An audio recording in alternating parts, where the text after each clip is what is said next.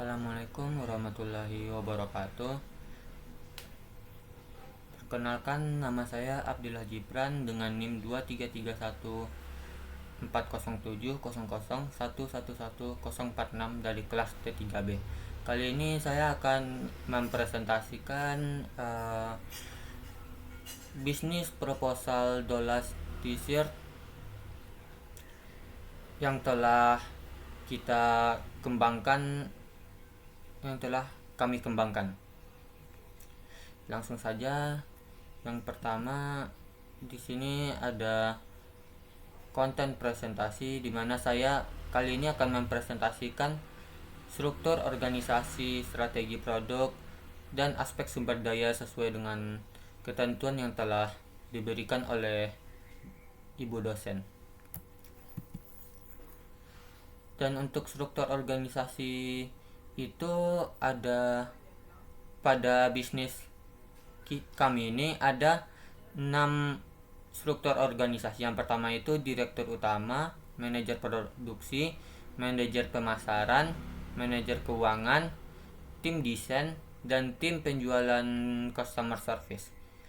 Untuk direktur utama itu pada umumnya tugasnya tentunya untuk mengelola dan mengawasi seluruh operasional bisnis serta bertanggung jawab atas perencanaan strategi dan pengambilan keputusan pada suatu bisnis. Dan fungsi utamanya pada bisnis kita ini, atau pada bisnis kami ini, fungsinya itu untuk memastikan semua bagian perusahaan bekerja secara sinergis untuk mencapai visi dan misi bisnis, serta mengidentifikasi baik itu peluang baru atau bahkan mengelola hubungan dengan mitra baru. Dan tentunya direktur utama ini juga berfungsi untuk menjaga pertumbuhan bisnis dalam jangka panjang. Apabila direktur utama itu tidak berhasil melihat peluang baru atau semacamnya, maka bisnis ini bisa dibilang akan mengalami kemunduran atau semacamnya, karena pusat dari bisnis ini berada di tangan direktur utama atau CEO. Selanjutnya itu ada manajer produksi. Sebelumnya untuk direktur utama ini diberikan amanat ke Ardan, dan untuk manajer produksi ini diberi amanat kepada saya atau Abdil. Dan ya, seperti pada umumnya manajer produksi ini tugasnya itu untuk mengawasi semua aspek produksi, baik itu kaos, mulai dari pengadaan kaos dari awal hingga akhir, dan juga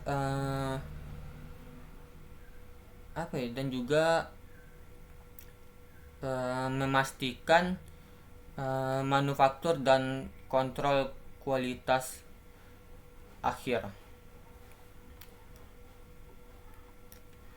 Manajer produksi ini memastikan setiap produk yang dihasilkan memenuhi standar kualitas tinggi yang telah ditentukan.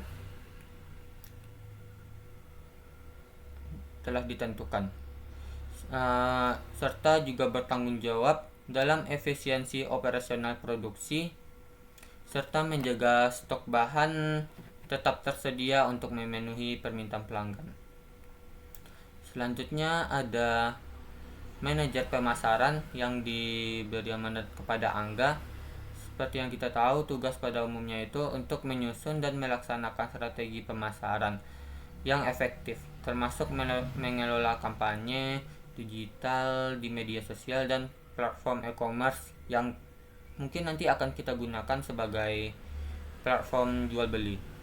Dan fungsi utamanya itu pada bisnis kita ini itu untuk meningkatkan brand awareness, mengelola akun media sosial untuk mempromosikan produk yang telah kita sediakan, serta berperan dalam analisa pasar untuk menyesuaikan strategi pemasaran dengan tren dan preferensi target pasar.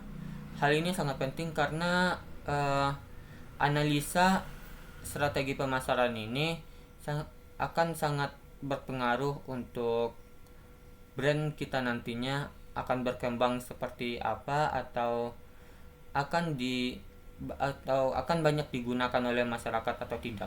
Dengan tren dengan kita tetap mengikuti tren, maka kita akan berhasil untuk mencapai target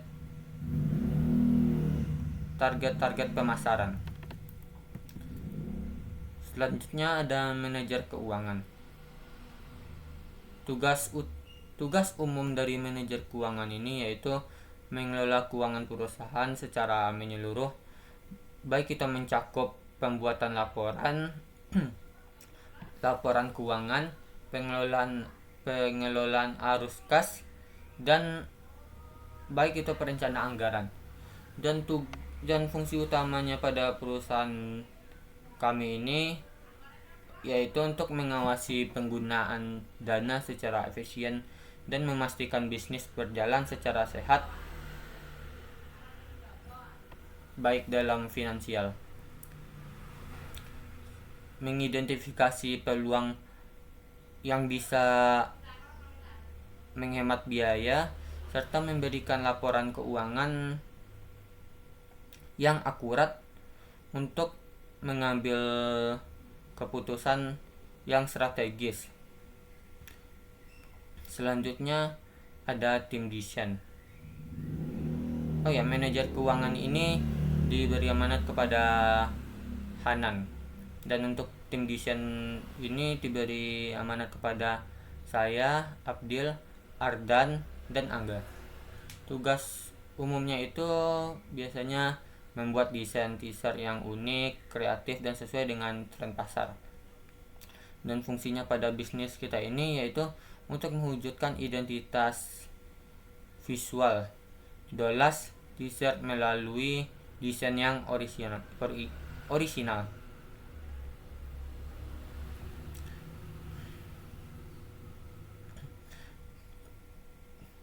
Tentunya dengan bekerja sama dengan tim lain untuk mengembangkan ide-ide baru yang akan menarik perhatian target pasar dan memperkuat daya saing merek. Selanjutnya itu atau terakhir dari struktur organisasi kami ada tim penjualan dan customer service. Tugas umumnya, dan ini juga diberi amanat kepada Hanan.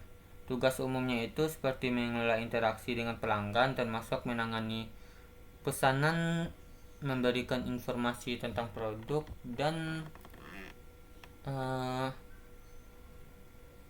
customer service atau menanggapi keluhan yang dialami oleh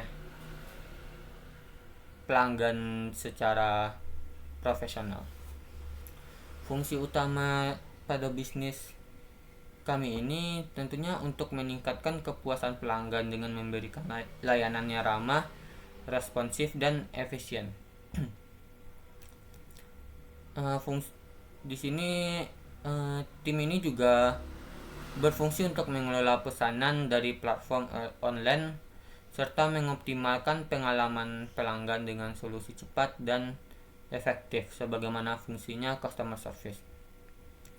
Dan selanjutnya kita akan masuk kepada strategi produk. Deskripsi produk. Di dalam strategi produk ini terdapat deskripsi produk, yaitu untuk memastikan keberhasilan dan daya bisnis ini tentunya kami menerapkan strategi produk yang berfokus pada kualitas bahan, varian ukuran, serta kenyamanan pemakaian. Dan beberapa komponen utama dari strategi produk kami itu adalah penggunaan bahan berkualitas tinggi, varian ukuran yang luas dan tentunya pas, desain yang fleksibel untuk keseharian, inovasi dalam proses produksi. Yang pertama itu penggunaan bahan berkualitas tinggi. Untuk memastikan keberhasilan penggunaan bahan berkualitas tinggi, kami tentunya akan menggunakan atau memilih bahan katun premium yang lembut, ringan, dan tahan lama. sebagai dasar pembuatan kaos kami. Mungkin kartun organik bisa menjadi opsi utama kami untuk mendukung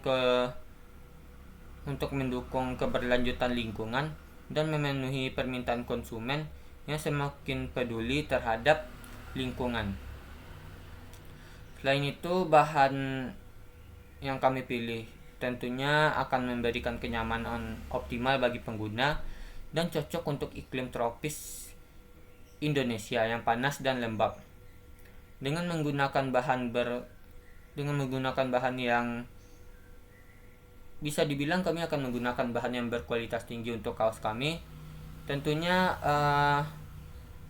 akan memastikan bahwa setiap kaos tidak hanya nyaman dipakai tetapi juga memiliki daya tahan yang baik, atau dapat diartikan memiliki daya tahan yang lama untuk mengurangi frekuensi pergantian produk oleh konsumen. Dengan memilih bahan yang baik, tentunya itu dapat mengurangi frekuensi pergantian atau konsumen membeli pakaian atau pergantian produk oleh konsumen. Selanjutnya yang kedua ada variasi ukuran yang luas dan pas.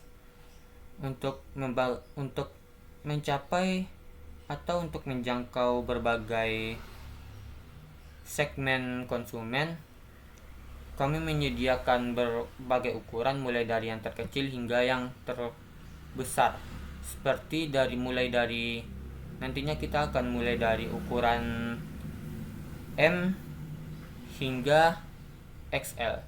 Karena yang kebanyakan diminati saat ini adalah ukuran M hingga XL. Untuk ukuran XL ke atas itu jarang diminati dan menurut kami akan membuang-buang anggaran apabila peminatnya sedikit. Dan setiap ukurannya itu tentunya akan kami rancang agar presisi untuk menyesuaikan kesempurnaan.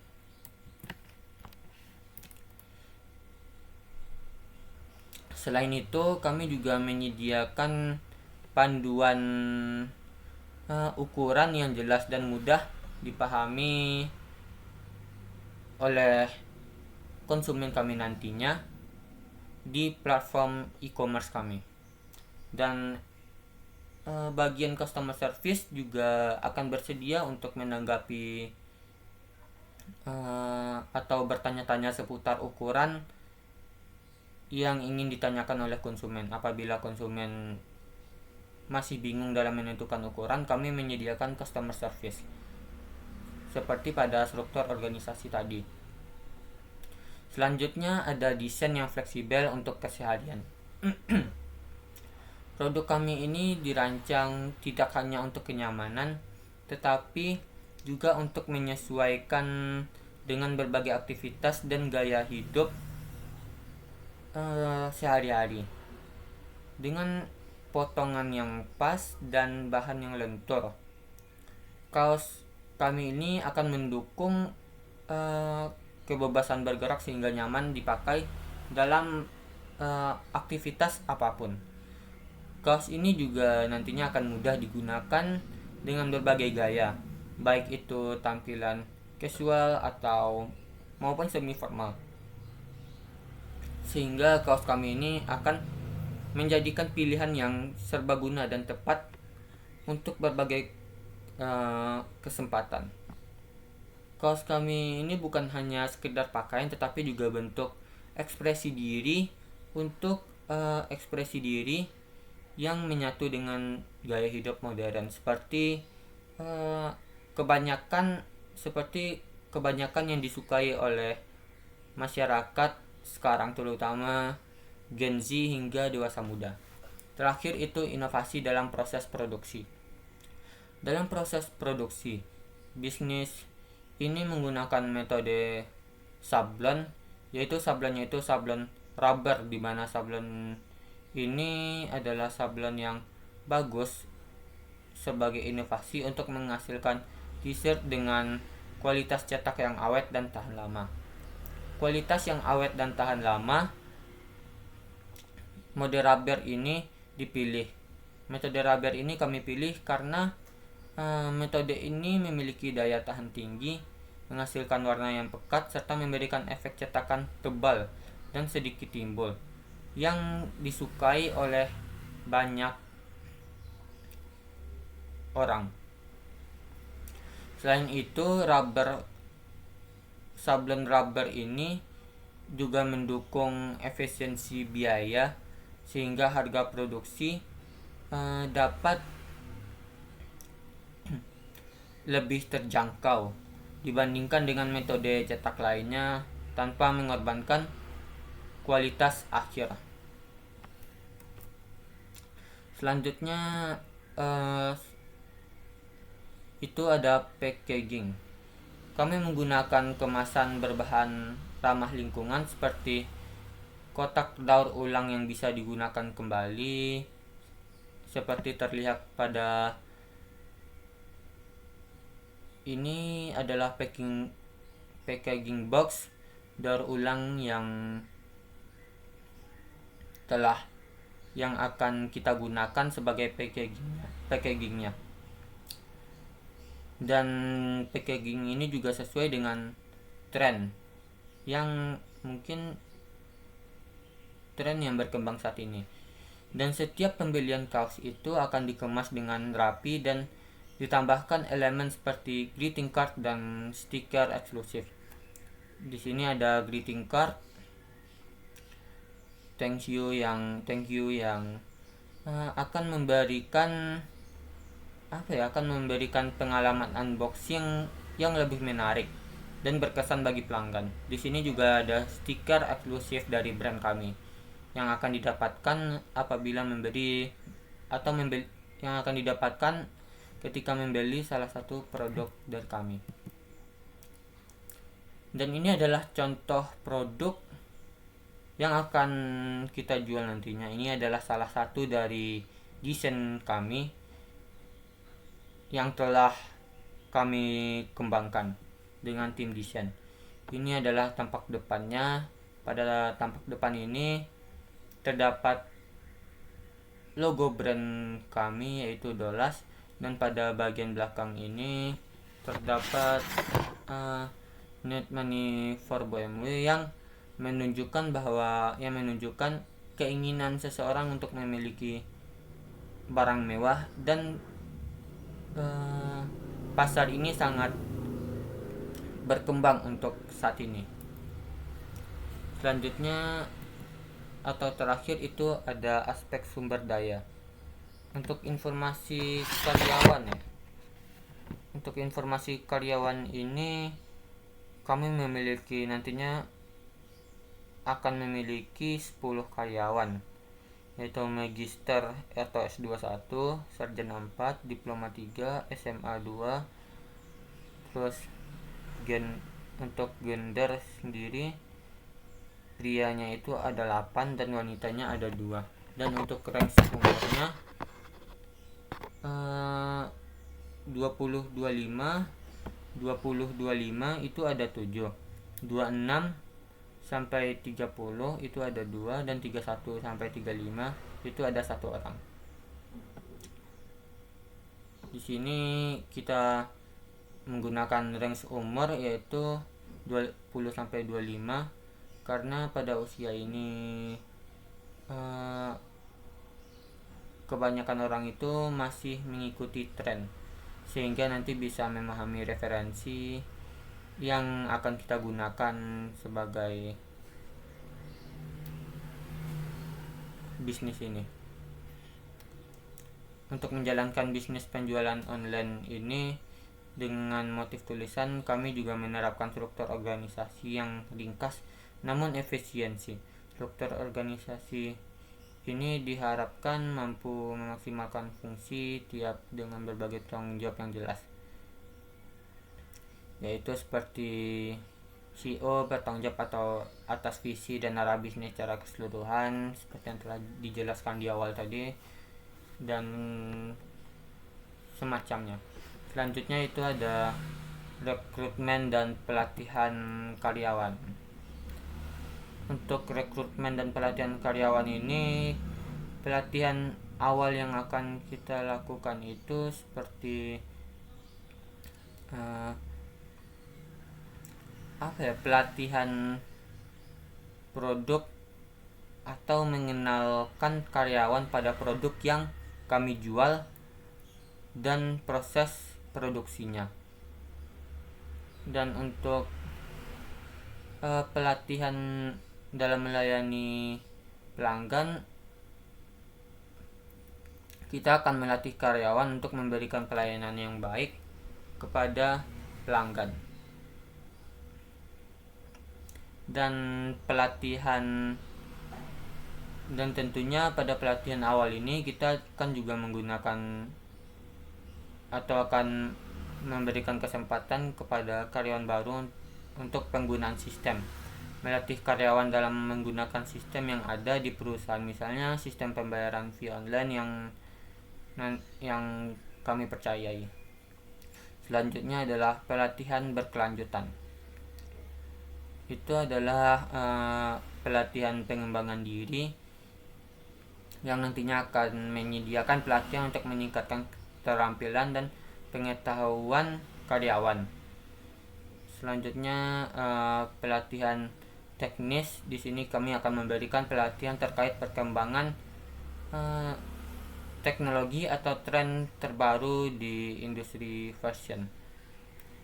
Selanjutnya adalah, dan tujuannya itu adalah untuk mendapatkan karyawan berkualitas dan sesuai dengan kebutuhan perusahaan, untuk meningkatkan kompetensi karyawan, dan untuk meningkatkan produktivitas dari kinerja perusahaan. Oleh karena itu kami sangat sangat memilih karyawan yang bisa melakukan semua ini agar bisa meningkatkan kinerja perusahaan.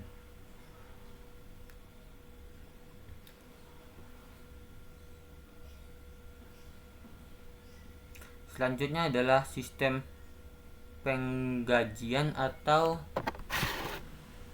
dan insentif.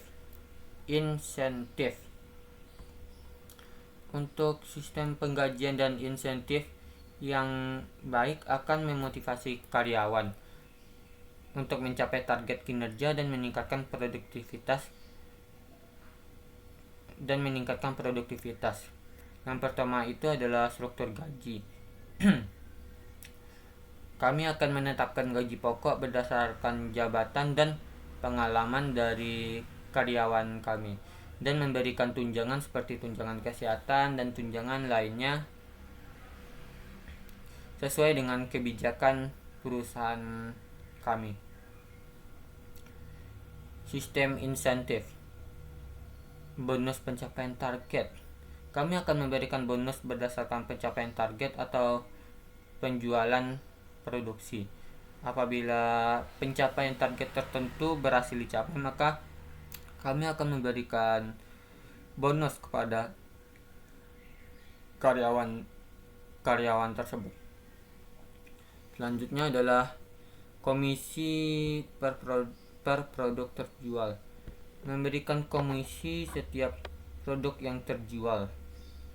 Dan terakhir itu adalah mengadakan program insentif lainnya seperti karyawan teladan atau karyawan yang berprestasi yang telah berkontribusi pada perusahaan kami. Dan pembayaran, kita akan melakukan pembayaran gaji secara tepat waktu untuk memenuhi standar perusahaan dan menyediakan berbagai metode pembayaran dalam menggaji karyawan. Dan terakhir itu adalah sistem manajemen keselamatan dan kesehatan kerja atau disingkat K3. Penerapan sistem K3 yang baik akan menciptakan lingkungan kerja yang aman dan nyaman bagi karyawan serta meminimalkan risiko kecelakaan kerja. dengan yang pertama-tama kami akan menyediakan perlengkapan ketiga bagi karyawan kami nantinya, yaitu menyediakan perlengkapan ketiga yang sesuai dengan jenis pekerjaan karyawan kami, atau seperti sarung tangan, masker, sepatu safety, dan lainnya nanti yang lainnya, serta melakukan pemeriksaan berkala terhadap perlengkapan ketiga agar memenuhi standar perusahaan. Selanjutnya adalah pelatihan ketiga. Untuk melaksanakan pelatihan ketiga secara berkala untuk meningkatkan kesadaran karyawan akan pentingnya keselamatan, mengundang tenaga ahli ketiga untuk memberikan pelatihan di bisnis kami atau di perusahaan kami. Selanjutnya adalah prosedur ketiga. Prosedurnya itu adalah menyusun prosedur kerja yang aman untuk setiap aktivitas kerja, melakukan sosialisasi prosedur ketiga kepada seluruh karyawan. Penanganan darurat, untuk menyiapkan kotak P3K dan mengetahui cara penggunaannya, menentukan petugas pertolongan pertama. Selanjutnya adalah evaluasi dari sistem ketiga kami, yaitu melakukan evaluasi sistem ketiga secara berkala untuk mengidentifikasi potensi bahaya dan mengambil tindakan perbaikan. Dan mungkin cukup segitu presentasi dari saya. Apabila ada kesalahan dan kekurangan, saya mohon maaf, dan saya ucapkan terima kasih. Assalamualaikum warahmatullahi wabarakatuh.